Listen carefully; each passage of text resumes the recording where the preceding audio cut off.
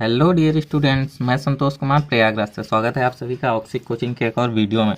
आज की वीडियो में प्रश्नावली 10.6 के 7वें क्वेश्चन को सॉल्व करेंगे, यानी कि पार्ट जे का ये वीडियो है। सारे पार्ट के वीडियो चेक करने के लिए आप डिस्क्रिप्शन को चेक कर सकते हो, या फिर अगर आप 9th क्लास की सारी वीडियो देखना चाहते हो तो भी आप आई बटन या डिस्क्रिप्शन कहीं पे भी चेक करो, तो इसके लिए आपको प्लेलिस्ट मिल जाएगी।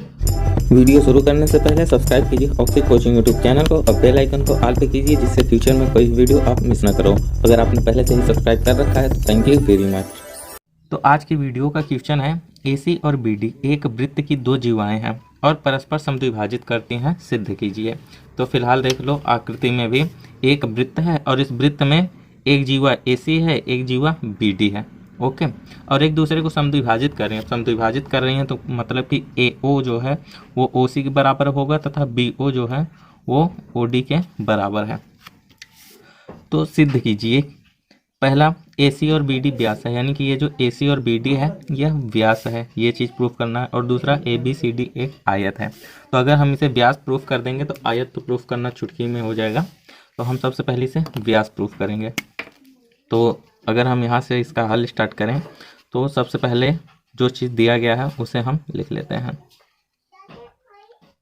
यहाँ पे हमने लिख लिया है कि दिया है AC और BD एक दूसरे को बिंदु O पर प्रतिच्छेद करते हैं। ठीक है, AC और BD बिंदु O पर एक दूसरे को प्रतिच्छेद कर रहे हैं तथा साथ ही ये समद्विभाजित भी कर रहे हैं। अतः BO जो है वो OD के बराबर होगा, BO इक्वल टू OD तथा AO equal to OC। AO equal to OC समद्विभाजित करने का मतलब यही है। तो अब हम देखो यहाँ से पहले क्वेश्चन को सॉल्व करेंगे। पहले में AC और BD को हमें व्यास प्रूफ करना है। तो हम सबसे पहले देखो, आपको दो त्रिभुज दिख रहा है, त्रिभुज AOB और मतलब त्रिभुज आपको चार त्रिभुज दिख रहा है, W X Y Z हमने मार्किंग कर दी। तो सबसे पहले हम W और Y को सर्वांग प्रूफ कर देंगे। ठीक है, तो इन्हीं दोनों त्रिभुज को ले लेते हैं। तो त्रिभुज AOD और त्रिभुज BOC में या फिर COD में लेना पड़ेगा, त्रिभुज COD में। तो देखो AO इक्वल टू OC है, AO इक्वल टू OC ये तो गिवन है हमें। साथ ही साथ BO equal to OD, BO equal to OD ये भी हमें प्राप्त है। ये क्योंकि यहाँ पे दिया है में लिखा ही है तो एक ही साथ इन सबको लिख सकते हैं, दिया है। ओके, अब एक एंगल है, देखो इन दोनों में एक एंगल ये वाला और ये वाला, ये दोनों एंगल बराबर होंगे क्योंकि ये कौन सा एंगल है, शीर्षाभिमुख कोण, इसलिए बराबर होंगे। AOD तो यहाँ पे लिखेंगे angle AOD equal to angle COB, इसके कारण में लिख देते हैं शीर्षाभिमुख कोण।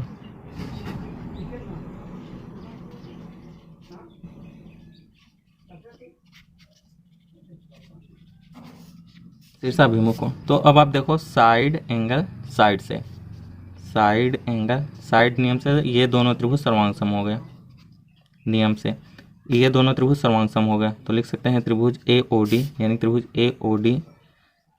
AOD सर्वांगसम हो गया त्रिभुज COB के। देखो इसे BOC नहीं लिख सकते क्योंकि A से स्टार्ट किया है ना, तो हमें C से स्टार्ट करना पड़ेगा, COB, त्रिभुज COB।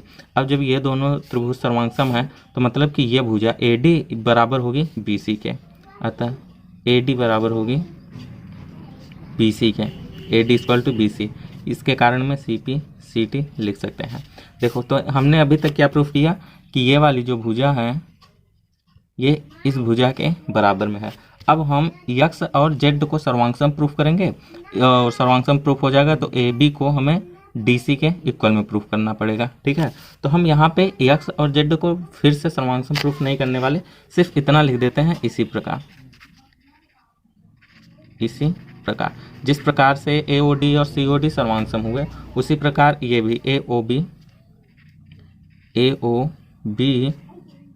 त्रिभुज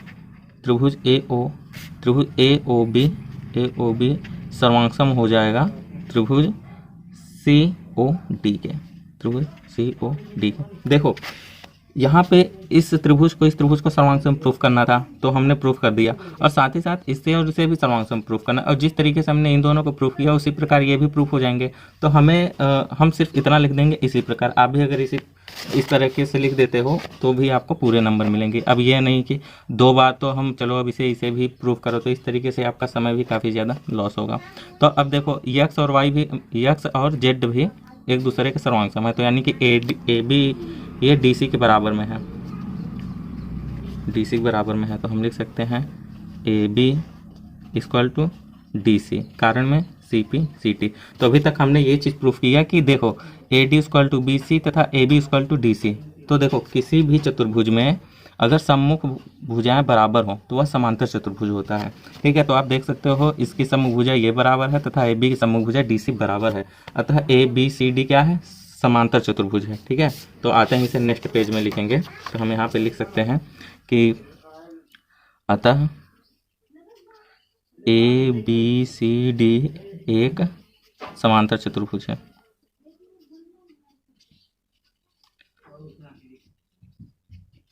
समांतर चतुर्भुज है। ठीक है, अब ए बी सी डी एक समांतर चतुर्भुज हमने प्रूफ कर दिया। अब समांतर चतुर्भुज में एक शर्त होती है कि सम्मुख कोणों बराबर होते हैं, यानी कि ए के बराबर में एंगल सी हो जाएगा तथा एंगल बी के बराबर में एंगल डी हो जाएगा। तो हम लिख सकते हैं अतः एंगल ए बराबर एंगल सी तथा एंगल बी बराबर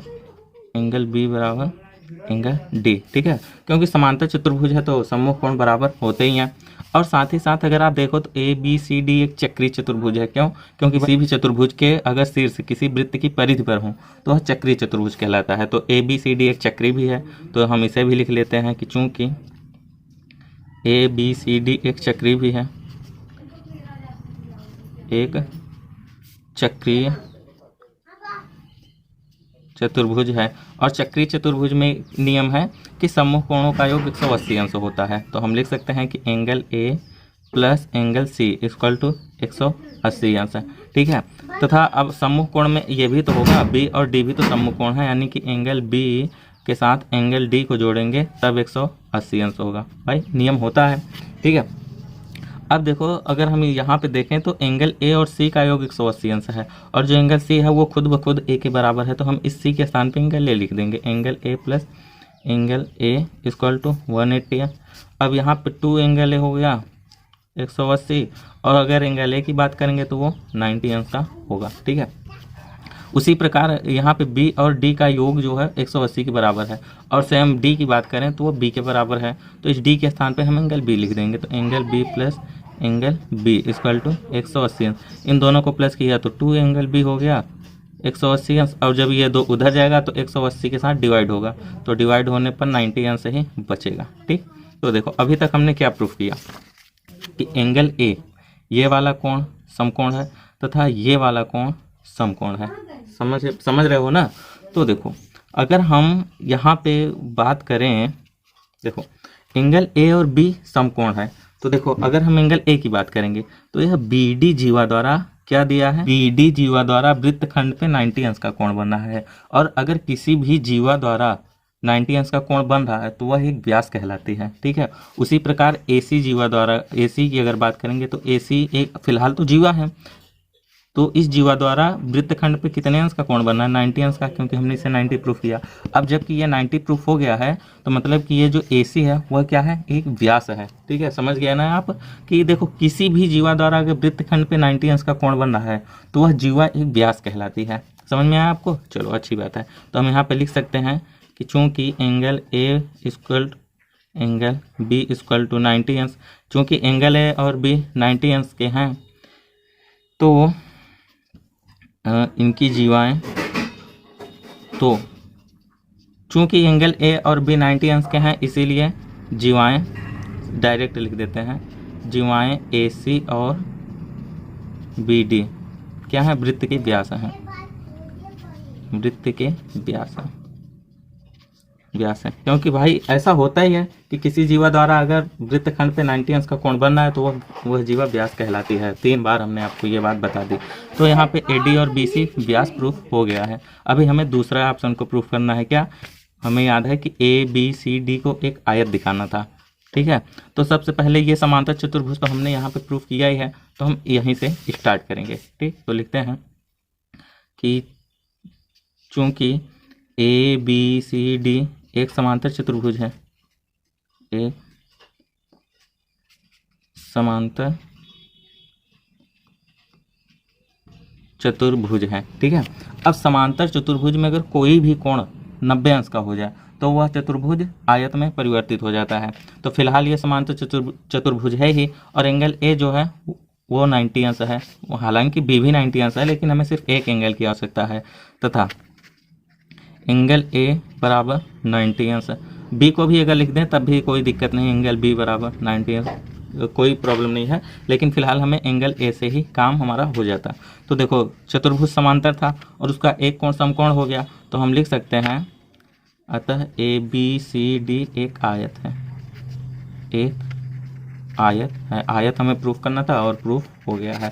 तो देखो इसी के साथ ही वीडियो में हमने जो क्वेश्चन बताया उसका हल समाप्त हो गया है। और यहीं पे अब समाप्त करते हैं वीडियो को। अगर वीडियो पसंद आई है तो यार लाइक कर देना, और ऐसी वीडियो देखने के लिए चैनल को सब्सक्राइब करना जरूरी है। सब्सक्राइब करने के साथ साथ अगर आप इस वीडियो को शेयर भी करते हो तो भी बहुत अच्छी बात है। और अगर आपका कोई क्वेश्चन हो ना मैथ से संबंधित तो टेलीग्राम पे आओ और अपने क्वेश्चन पूछो, ठीक है। तो मिलते हैं आपसे नेक्स्ट वीडियो में, तब तक के लिए बाय बाय, टेक केयर, ख्याल रखना अपना, बाय बाय।